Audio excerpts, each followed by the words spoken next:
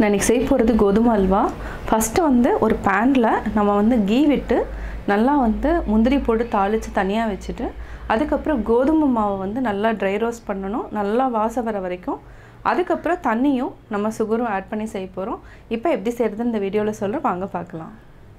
நான் இன்றைக்கி செய்ய போகிறது கோதுமை அல்வா.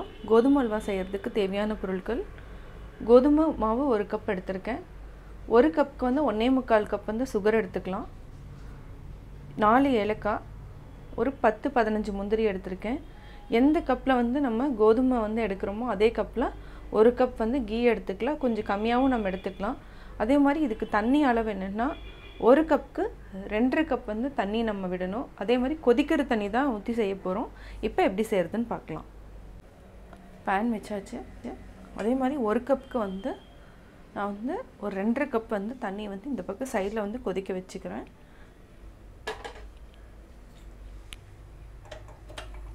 நம்ம கீ விட்டுக்கலாம்.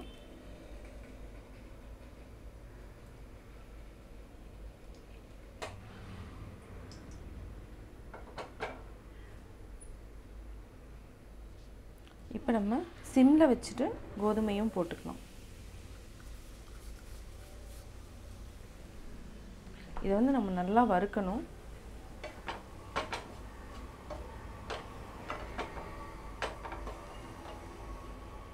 ஹை ஃப்ளேமில் வச்சுட்டுனா கருகிடும். அதனால் இதை வந்து பார்த்து சிம்மில் வச்சுட்டு பொறுமையாக நல்லா வறுத்து எடுத்துக்கலாம்.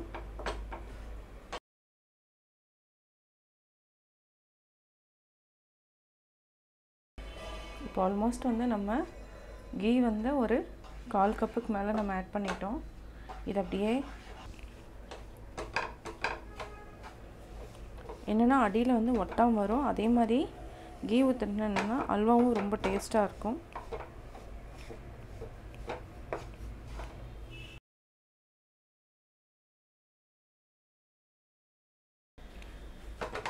இப்போ வந்து நம்ம அதாவது தண்ணி வந்து கொதிச்சுட்டு இருக்கு. இந்த தண்ணியும் நம்ம மிக்ஸ் பண்ணிக்கலாம்.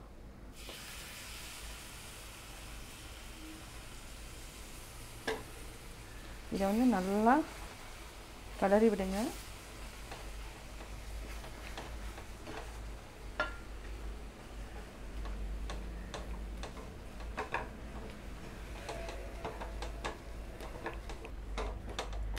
கட்டி எல்லாத்தையுமே நல்லா அப்படியே எடுத்துக்கோங்க.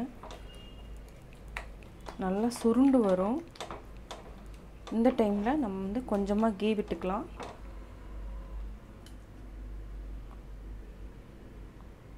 இப்போ ஆல்மோஸ்ட் வந்து நம்ம கீ வந்து கொஞ்சம் ஆட் பண்ணியிருக்கோம். 1 கப்பு தான், ஆனால் 1 கப் விட்டதுக்கு எவ்வளோ வந்து கோதுமை அல்வா வருதுன்னு பார்த்துக்கோங்க. நிறைய 2 கப் 3 கப்பெல்லாம் எடுத்துட்டுனா நம்மளால் கலர முடியாது. கொஞ்சமாக எடுத்து ஃபஸ்ட்டு நீங்கள் பழகிறப்ப இவ்வளோ மட்டும் எடுங்க போதும். இதுக்கு மேலே எடுக்க வேண்டாம்.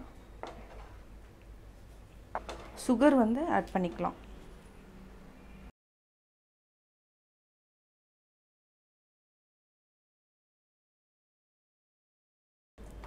சுகர் வந்து இந்த கோதுமை கூட மிக்ஸ் ஆகிறதுனால உங்களுக்கு இது மாதிரி நம்ம கலக்கிட்டே இருந்தால் தான் மிக்ஸ் ஆகும்.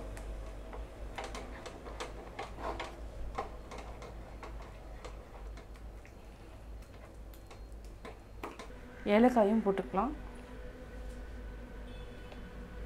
பொடி இருந்தாலும் போடலாம். இதையும் நான் 4 ஏலக்காய் ஆட் பண்ணியிருக்கேன்.